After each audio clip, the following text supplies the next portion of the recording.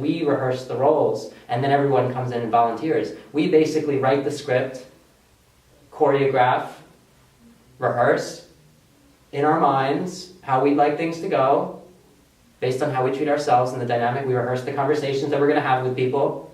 We imagine how it's going to go badly or how it's going to go well. We imagine how scenarios are going to go when we're worrying with our fears or when we're anticipating with excitement. We rehearse the scenarios, and then the world says, I can make it look like that. And then people come in, they volunteer, I could play that role, I'll play this role, I'll treat you this way, you can treat me this way, I'm treating myself this way also, so this will work perfectly. And that's what happens, because we bring people into our lives who have similar internal dynamics as we do, so that they're willing to treat us the way we're treating ourselves, because they're treating themselves similarly. And we're willing to treat them the way they're treating themselves, because we're treating ourselves similarly to the way they're treating themselves. So ultimately, then we bring people into our lives who have similar internal dynamics. No wonder we end up having all of our beliefs supported when we talk to people. When we go around the world, we see situations where we're like, I'm really frustrated with, relationships are always like this, and everyone we talk to seems to confirm that. And then, you can't do everything you love and make a good living. If you have that belief, it seems like everyone says that.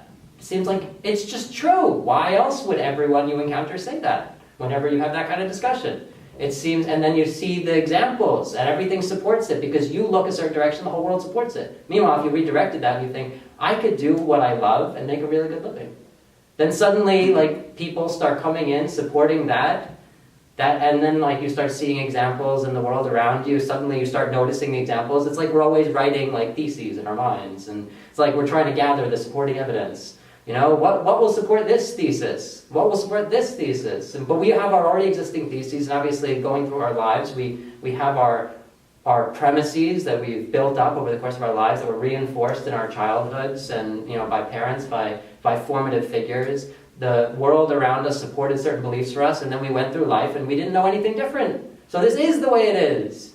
But then it just keeps playing out that way. The only way anything can change is when we're open to the idea that maybe it could be different. That we're no longer staring at the pole that we've seen all along. Now we're saying, maybe we are allowed to go a different direction than the pole. What else could there be besides the pole? Maybe there is something else. And as soon as you're open to that, then you start noticing things that seem other than the pole, that seem like, wow, someone is in an open field. There must be an open field. Maybe I could go to an open field. Maybe I don't have to crash into the pole. Maybe there is another option.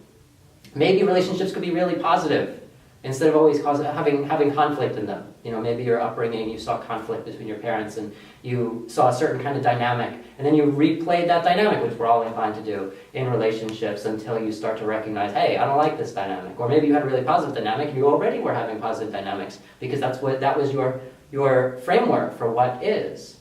And so then you go into the world and you have that dynamic with yourself, which is why you had those parents in the first place.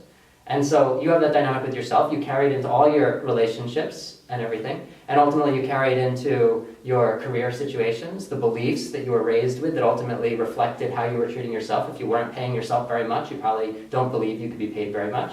If you aren't paying attention to things you enjoy, then you're probably not going to believe you could be paid for doing the things you enjoy, because you're not even getting attention from yourself for those things. Why should anyone else give you attention for those things? And ultimately everything can shift when you start giving attention to things you actually want.